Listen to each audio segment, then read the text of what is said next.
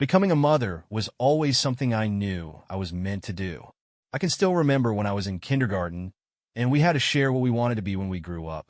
Most of the kids had answers like firefighter, astronaut, doctor, or some other typical kid dream. But when it was my turn, I just said, Mother. Ms. Harper, my teacher at the time, smiled and told me I could be a mother and something else. She encouraged me to think of another career, something beyond just that. The thing is, I couldn't think of a single other option. So, with everyone's eyes on me, I just said, Teacher. That smile from Ms. Harper felt good, but I couldn't help feeling guilty. I wasn't being honest with her, and that's always bothered me. I've never been good at lying, but I'm being real with you now. I promise. I've always known that becoming a mother was my purpose. But looking back, I never could have guessed how my journey would unfold or how my daughter, Isla, would turn out. When I was a teenager, I met Ethan. He was my first real boyfriend. We started talking about the future, and I knew I had to be smart. I decided to start birth control because, even though I wasn't ready for motherhood yet, I didn't want to take any chances. I knew logically it was the right thing to do, but every time I took those pills, a sense of sadness would wash over me. Emotionally, it felt all wrong. It was like I was putting a wall up between myself and the dream I had held on to for so long. Some nights, it would get to me, and I'd cry about it. The emotional tug only got stronger when Ethan and I decided to get married. I wanted to start a family as soon as possible, but Ethan thought we should finish our degrees and get a good start in our careers before even thinking about kids. He was right, of course. It made sense, so I went along with it. But I still kept taking those pills, all while filling up journals with my hopes and dreams for the future. I'd write out baby names, imagine what kind of person my child might grow up to be. Maybe they'd be a doctor, or maybe a journalist, or who knows, maybe they'd follow in my footsteps and want to be a parent one day. I also started reading every mommy blog I could find, soaking up all the advice and tips, convinced it would help me be the best mom. I wondered if my family would ever be as perfect as theirs, but deep down, I wasn't after perfection. I just wanted a happy, loved child, someone who would feel supported for exactly who they were. No matter who they turned out to be, I knew I was ready to love them with everything I had. I was determined to be the best mom I could be. I just knew it. And finally, Ethan and I felt ready to take that next step and start the family we had always dreamed about. But, as it turned out, it was harder than I could have ever imagined. Way harder. Month after month, test after test, and the negative results hit me like a punch I wasn't ready for. It never seemed to get any easier. To make matters worse, I was still following those perfectly curated mommy bloggers with their flawless lives and families. So I started seeking out others who were in the same boat, people who were struggling with fertility just like me. Reading their stories gave me the courage to start sharing my own. It felt so good to connect, to know I wasn't facing this alone. It was like I found a new community of people I had never met, but we all understood each other in a way no one else could. Every time someone finally had success, we celebrated together. But when it was just me and Ethan, I let the tears fall. I was tired of waiting for my turn. I knew this wasn't just wearing me down. Ethan was feeling it too. One evening, as I cried in his arms, he asked me, if we can't have kids, would our life together really be that bad? The silence between us spoke louder than words ever could. I knew his question wasn't about the future, but about how far we'd already come, and how much pain we were still carrying. Ethan and I decided to go all in, using every penny we had saved up for IVF. It was grueling, emotionally and physically. The injections, the endless ultrasounds, the waiting. But through it all, I told myself it would be worth it. And then it happened. I was pregnant. For the first time in years, the world felt like it was finally aligning. Ethan and I couldn't contain our joy. I felt like I was floating, walking on clouds. But little did I know, that feeling wouldn't last. Child loss. We found out we were expecting a boy.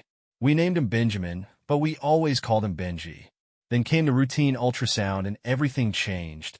The technician's silence spoke volumes. The doctor's serious face confirmed the worst. Something was terribly wrong. Those clouds I had been walking on, they quickly turned into a storm that never seemed to clear. The doctors told us Benji wouldn't survive long after birth. In the end, we had only one day with our perfect boy. I loved him with all my heart, still do. I just wish I could have done more for him, given him more time. I couldn't help but feel like I had failed him as a mother.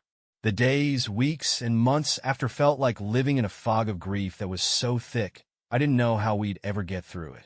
The nursery we'd so excitedly set up now seemed like a cruel reminder. The silence in the house was unbearable, and even the smallest sounds felt like a slap in the face. I wish I could say that grief brought Ethan and me closer, but it didn't. I wanted to try again, to start over and have another baby. I thought it would help us move forward, give us something to hope for. But Ethan wasn't ready. He said we needed to focus on rebuilding our savings first. Eventually, he admitted that his real fear was having another sick child. One night, he packed his things and said he was going to stay in a hotel for a while. He just needed some space. He never came back. And somehow, in the middle of all this, I found myself back online, telling my story. The messages started flooding in, words of love, shared pain, and support. Each message felt like a lifeline, something to cling to in the darkest part of my life. It was hard to keep going, but those messages kept me from sinking deeper. To make matters worse, I couldn't keep up with the mortgage. We had to put our house on the market. I shared all of this with my followers, hoping for some kind of relief. Now I find myself wondering, if I hadn't shared my story, would Isla even be here? Maybe, just maybe, it was because I opened up that the New Genesis Institute reached out. Maybe Dr. Amelia Grant saw my posts herself. Or maybe an algorithm found me, just another desperate woman willing to do anything for a child. I can't say how they found me, but I know that without them, Isla wouldn't exist. Then one Sunday morning I got an email. We are excited to invite you to participate in a groundbreaking opportunity at the New Genesis Institute, a private fertility clinic at the forefront of human health and wellness innovation.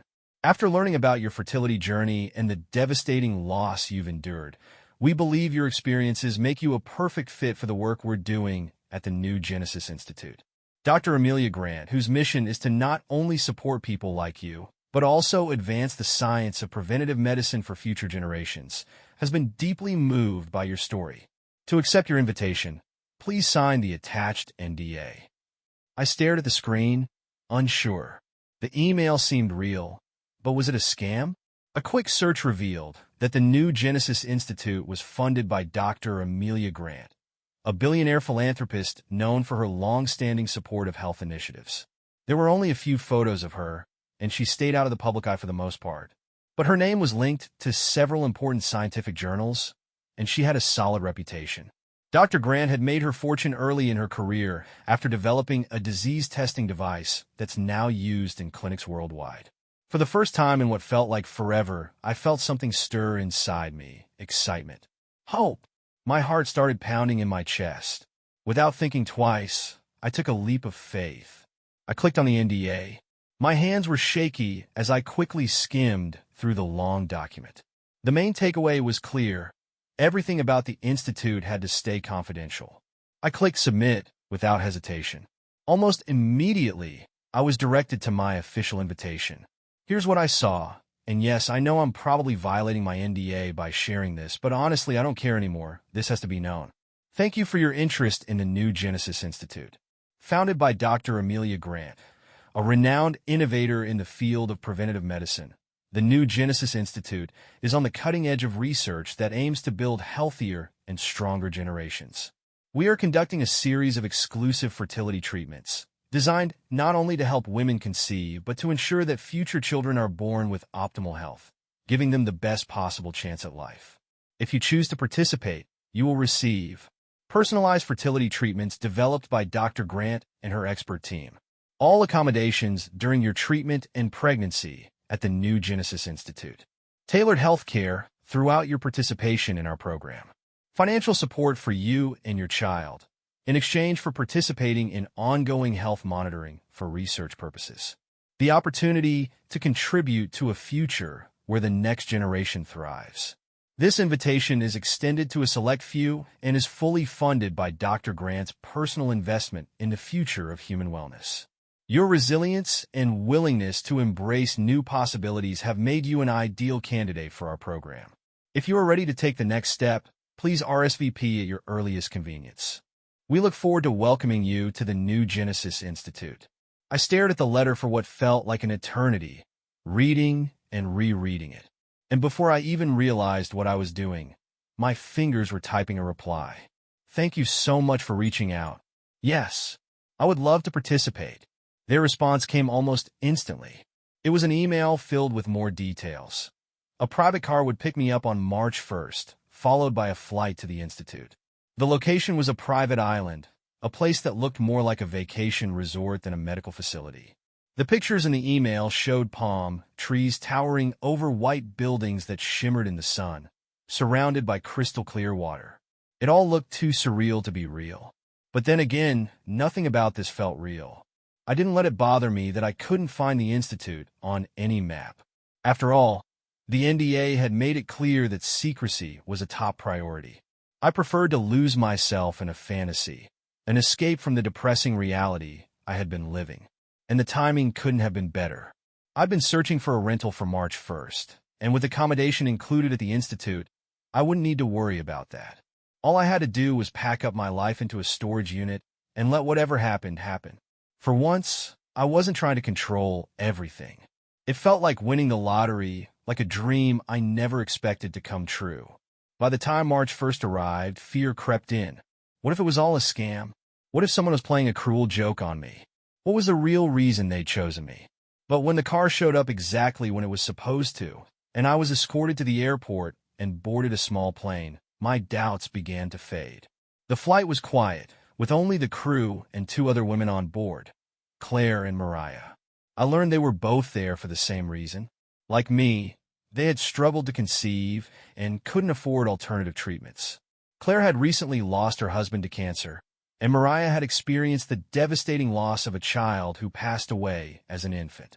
Neither of them had other children, and both longed to have a family.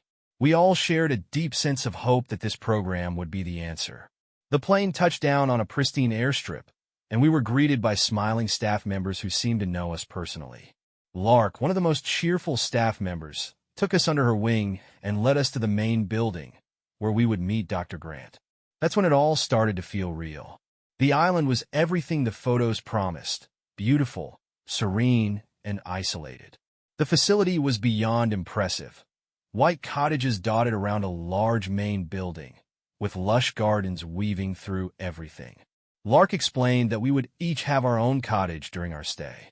We were free to roam the grounds, though she warned us to stay away from the northern part of the island, where eroding cliffs were too dangerous to approach.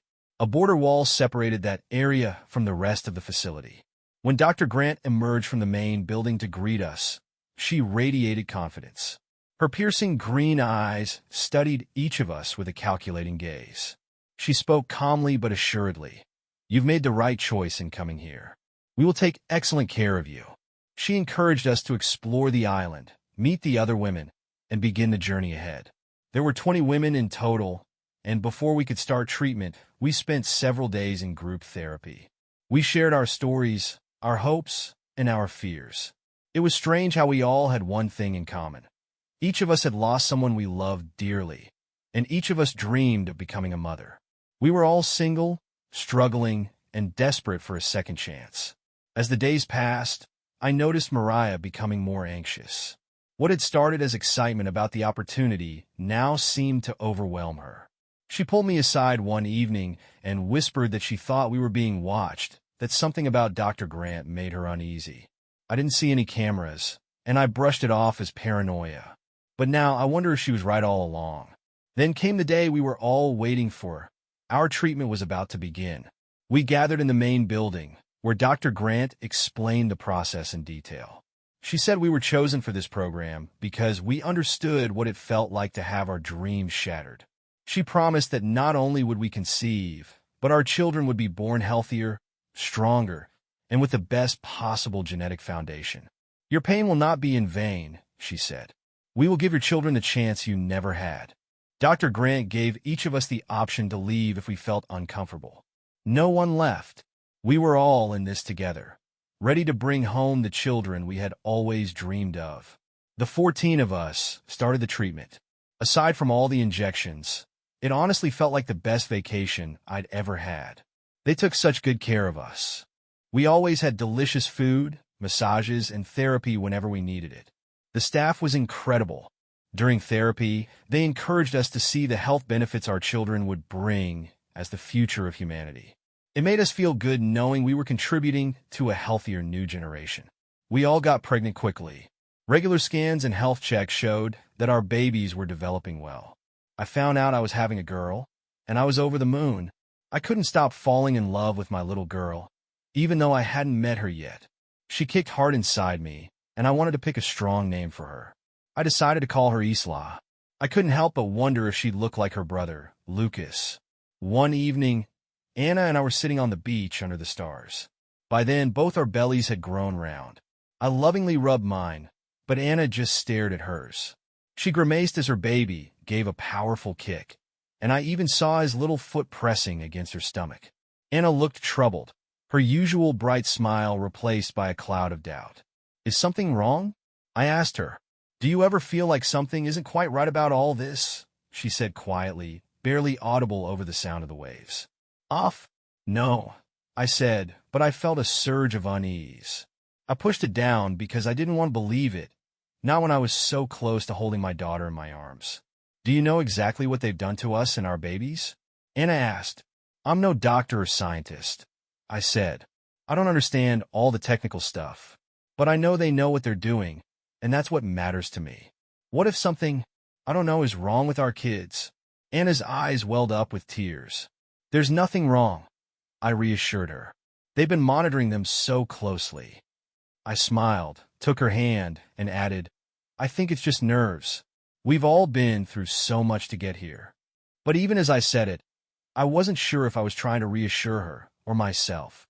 The next day, Anna spent most of the day in therapy. When we met for dinner, her usual smile was back. "You were right. It was just nerves. I don't know what came over me. I forgot how lucky I am to be part of this. How lucky my child is. Aren't we lucky?" I nodded and pulled her into a big hug. We were told that for the safety of both us and our babies, it would be best to deliver a little early by C-section. We got the delivery schedule. Anna would be first, and I would be last. I couldn't help but feel a little resentful that I'd be the last one to hold my baby. But I reminded myself that I'd forget that feeling as soon as I had Isla in my arms. The deliveries were scheduled over 2 days. 7 one day, 7 the next. On the day Anna and the others were due to deliver, I felt antsy, restless. I couldn't sit still, so I decided to take a walk. I walked and walked. No one stopped me. The staff was swamped with deliveries. For some reason, I ended up heading north. I don't know what led me there, but eventually, I found myself at the border wall. Standing in front of it made me feel frustrated. I couldn't keep going. The wall was made of stone and topped with electric wire. Pretty extreme, I thought. I couldn't help but wonder what was on the other side. At the time, I told myself I just needed a distraction from the agony of waiting to hold my daughter. But deep down, I think I was actually scared about what they were hiding from us. I decided to climb a tree. Not easy, considering I was pregnant, but I was determined to see what was beyond that wall. I climbed and climbed until I could see, row after row of simple, identical gravestones. "Hello," I heard a voice below. It was Dr. Amelia Grant, staring up at me. I hadn't heard her approach. "It's better if you come down now," she said. I carefully made my way down. "What is that over there?" I asked, gesturing to the gravestones. "We were told there were dangerous cliffs, but that's not true, is it?" "It's a cemetery," she replied. I never wanted to hide it, but some at the Institute thought it would be better for the mothers if it wasn't in view. They thought it would be healthier. "Who are they? Who's buried there?"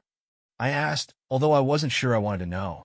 In our line of work, we push the boundaries of science and human potential. Sometimes there are losses, she said. Not every story here has a perfect ending. The people memorialized that were part of this journey, just like you. They trusted us with their dreams, their hopes. Though things didn't turn out as we'd hoped, their courage paved the way for the advancements we've made today. I was speechless. I clutched my belly tightly, feeling Isla stretch inside me. "Don't be scared," Dr. Grant said. "We're all part of something larger here. You and Isla will be fine. We come a long way. She will be perfect. I started to hyperventilate. Just breathe, Dr. Grant said as darkness started to overwhelm me. The next thing I remember, I was waking up in a bed, confused and in pain. I felt my belly and knew it. My baby was gone. Where is she? I shouted. Where's Isla? Where's my daughter? Dr. Grant entered the room. Shush, she said. Your baby is fine. We delivered her. She's healthy. You fainted. We decided to move up your delivery, but don't worry. Everything went well. You and Isla are both perfectly healthy. My daughter, Isla, can I see her? I pleaded. Of course, Dr. Grant said, and she waved at a nurse who was holding a blanket-wrapped baby. Isla. The moment I looked at her, I knew she was mine. She looked so much like Lucas. Her little button nose matched his, and the soft waves of dark hair were like his too. But she was bigger, stronger. Her wide, alert eyes took everything in. The nurse offered me a bottle of formula, asking if I wanted to feed her.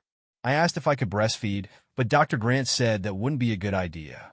She gently lifted Isla's lips to reveal a full row of sharp, gleaming teeth. I was shocked. Dr. Grant reminded me that Isla had been given biological enhancements to ensure she thrived. Then, she picked up a scalpel and made a small incision in Isla's leg. Isla screamed in pain. I yanked her away from Dr. Grant. What are you doing? Look, Dr. Grant said calmly. Your daughter is fine. I looked down at Isla's leg. The cut was already healing, closing right before my eyes. You never need to worry about your child being sick or hurt, Dr. Grant said. She's perfect. I looked at Isla, who had stopped crying and was now staring up at me with those wide, curious eyes.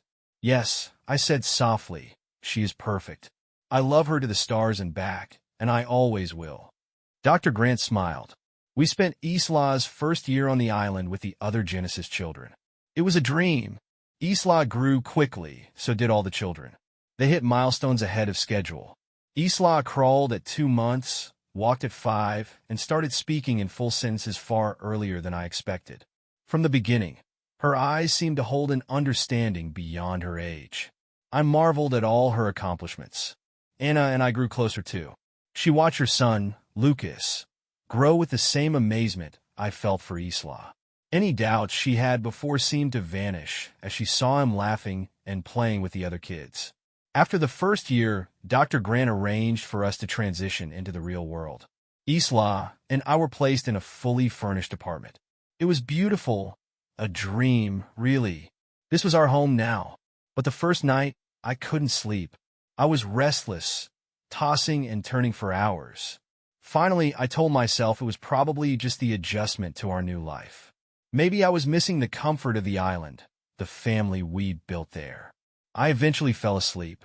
I dreamt of the island, Isla and I in our cottage. But in the dream, I walked away from Isla. I walked north, toward the cemetery. The wall loomed in front of me. I pushed and I pushed until it crumbled. Beyond it, I saw the gravestones and Mariah. She was standing there, half buried in a grave, staring at me. I woke up with a start. I tried to shake off the nightmare, but it stuck with me. It almost felt like I could hear Mariah's voice whispering, but I couldn't make out the words. I remembered what she had said about cameras. I searched the apartment, but found nothing. It felt foolish to look, though. We had regular health checks with the Institute, so there was no reason for them to be watching us all the time. I went back to bed. Isla Freit. She excelled in school, almost too much. She was always ahead of her age group, which made it hard for her to connect with other kids. But she did well in sports. She joined the swim team and started winning gold medals almost immediately. She also loved painting. I kept in touch with Anna, who lived in the same city. She told me Lucas was struggling with school. He wasn't making friends and getting into fights, always winning them. She said it looked like he might be expelled. She'd spoken to the Institute, and they told her if he couldn't adapt to public school, they would arrange a private school for him. I was relieved that Isla's issues seemed smaller in comparison. Then one day, Anna called me, sobbing. Kian is gone. Gone! My heart sank into my stomach. For a split second, I thought she meant he was dead. No, Anna clarified, voice shaking. Something happened at his school. The institute decided it was best to take him to a private boarding school where they can monitor him more closely and match his lessons to his abilities. I can't visit him, just see him on holidays. I try to comfort her, reminding her that if he wasn't doing well in regular school, the boarding school might be the right option.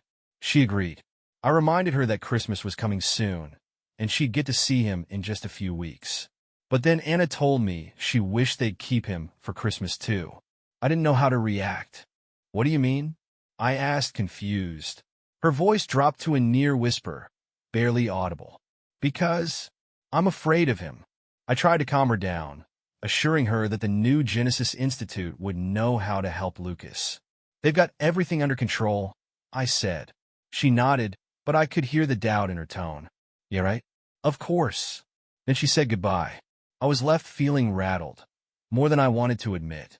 I found Isla reading in bed and gave her a quick goodnight kiss. That night, the nightmare came again, the one with Sophie in the graveyard. I woke up drenched in cold sweat, gasping for air. I stumbled out of bed, quickly changing into dry clothes and tossing my soaked pajamas into the laundry. As I passed Isla's room, I noticed the door was open. I peeked inside. She wasn't there. I called her name, but there was no answer. A wave of panic hit me. I rushed into the hallway, calling her again. Isla. Then I saw her. She was coming out of our neighbor's apartment, a look on her face I didn't recognize. What are you doing? I asked, my heart pounding in my chest. She turned slowly to face me, and that's when I saw it. The blood. Dark, thick blood dripping from her mouth. My stomach twisted, and I rushed to her side. Isla, what happened? Are you okay? Her eyes were wide, almost too wide, and she looked at me like she was still in shock. I was hungry, she said, as though it were the most normal thing in the world. My breath caught in my throat as I pushed open the door to our neighbor's apartment. The sight that met me made my stomach lurch. The body was torn apart, blood splattered everywhere, chunks of flesh missing. I felt Isla's grip on my arm, tight and urgent. Mom, I swear I didn't want to hurt anyone, she said, her voice trembling. I was just starving. I had to eat. I couldn't breathe. I could barely think. The room spun. Mom, breathe. Isla's voice broke through the fog in my head. Please breathe. The next thing I knew, I was in my apartment with the staff from the new Genesis Institute. I had no idea how they'd arrived, but they were there, looking calm as ever while Isla still had blood on her hands. They told me everything would be taken care of. That Isla needed special attention. She'd be placed in their private school to help her adjust. Where Lucas is? I barely managed to ask. They're both going to the same place, I was told. Dr. Grant has decided it's best for all the Genesis children to be together in one place. A controlled setting where they can learn to handle their issues. They assured me that they'd keep in touch. I couldn't even process what they were saying, too stunned to speak. They started guiding Isla toward the door. I didn't hesitate. I rushed to her, wrapped her in a tight embrace, and told her, I love you. I'll always love you. And then, just like that, she was gone. I sat in silence for hours after they left. My mind was spinning, questions swarming in my head. When I told Isla that I loved her, could that really be true? She had just taken someone's life. She had eaten them. How could I love someone who had done that? It made my head spin with horror. I retched, throwing up right there on the floor. But despite the revulsion, deep down, I knew my feelings hadn't changed. I still loved my daughter. I still wanted to protect her. I had to believe that the new Genesis Institute knew what they were doing. They were the experts, after all, right? I called Anna and told her that Isla would be joining Lucas at the school. I couldn't bring myself to tell her the full truth, so I danced around the details, telling her only that I truly believed this was the best place for them both. The updates from the new Genesis Institute were frequent at first. They said Isla was adjusting well, that she was settling in with the other Genesis children. She even sent letters at the start. We kept in touch, but as time passed, the updates slowed. Then Isla stopped responding to my letters. Calls went unanswered, and when I did get through, the staff seemed distant, evasive. Eventually, all communication ceased. 2 years passed. The lack of word from anyone drove me mad with worry. I couldn't stop wondering if Isla was hurt, Or worse, what if she was dead? I thought about going to the island myself, but I didn't know where it was. Anna told me to leave it. She reminded me of what I had said before. They know what they're doing. And then the news broke. A staff member from the New Genesis Institute came forward, one of the survivors. She was the one who leaked the story to the media. As soon as I saw her on screen, I recognized her, Tessa. I remembered her from when she'd welcomed me to the island, smiling, full of life. Now, her expression was one of devastation. She shared footage of the horror. The island, once an idyllic retreat, was now unrecognizable. The footage was grim, like something out of a nightmare. Bodies of staff members lay torn apart, scattered across the grounds. The footage showed multiple angles of the carnage, bodies strewn across the garden, blood everywhere. The footage showed Tessa trembling, backed into a corner by a group of the Genesis children, her voice shaking as she begged for her life. I say children, but that's not what they looked like. They were no longer the innocent faces I once knew. They were strong, wild-eyed young adults in their 20s, exuding an unsettling confidence. But it didn't take long for me to spot the one at the forefront, the one leading them, Lucas. I scanned the group, praying I wouldn't see Isla among them. I couldn't bear the thought. But there she was, standing amongst them, her face twisted in a look of hunger and bloodlust. My heart plummeted, but at the same time, a spark of relief flickered inside me. She was alive. My daughter was still out there, still breathing. Then Lucas's voice cut through my thoughts. "We'll let you deliver the message," he said, his voice calm but chilling. "Humanity's had its time," he continued. "We're the future now." Then he turned to address a nearby CCTV camera. His words were directed at the world. "They thought they could control us," he screamed. "They thought they were superior because they created us. But no, we are stronger, faster, smarter. Humans are beneath us. Why should we bow to them? Why should we be caged?" Behind him, the others cheered, Isla among them. The roar of approval was chilling, but I couldn't take my eyes off my daughter. The group turned away, leaving Tessa on the ground, sobbing uncontrollably. The camera caught the children boarding boats, leaving the island, and vanishing into the night. The next day, the news coverage was overwhelming. Police and investigators flooded the island, combing through every corner of the facility. Bodies were identified, but Dr. Grant, the one who'd funded the Horizon Wellness Center, was nowhere to be found. No trace of her. It was like she disappeared into thin air. All institute files, all CCTV footage had been wiped clean. The investigation was expanding, now focusing on exhuming bodies from a graveyard discovered on the northern part of the island. I spent days glued to the news, losing track of time, desperate for any scrap of information about Isla. The attacks were becoming widespread. It seemed the Genesis children had splintered into smaller groups, moving swiftly and mercilessly. They hunted with no regard for age or gender, devouring anyone they could find, adults, teens, children, leaving nothing behind but carnage. They would disappear just as quickly as they'd come, only to reappear somewhere else when their hunger grew unbearable. Where they went between attacks was anyone's guess. People were terrified, and I don't know what I am anymore. I am sorry, but I still love Isla. I can't stop loving my daughter. When I first saw the footage, I did what any of you would do. I locked my door. I was terrified. The reality of it was too much to process. But then I unlocked it, because deep down I realized something. No matter what happened, I wanted my daughter back. I'm telling you the truth now. My daughter is out there, and I want to find her. I want to hold her again, to keep her safe. I love her with all of my heart. That's what a mother does, right? And here's the truth, the one I've been hiding. I'm not sure what lengths I will go to make sure she's happy. But I can promise you this. I won't let good people get hurt. Not when there are people out there who deserve it. If Isla needs blood, if she needs meat, there's no reason she should be feasting on good people. I don't want you to be eaten. I swear to you, I'll make sure of it.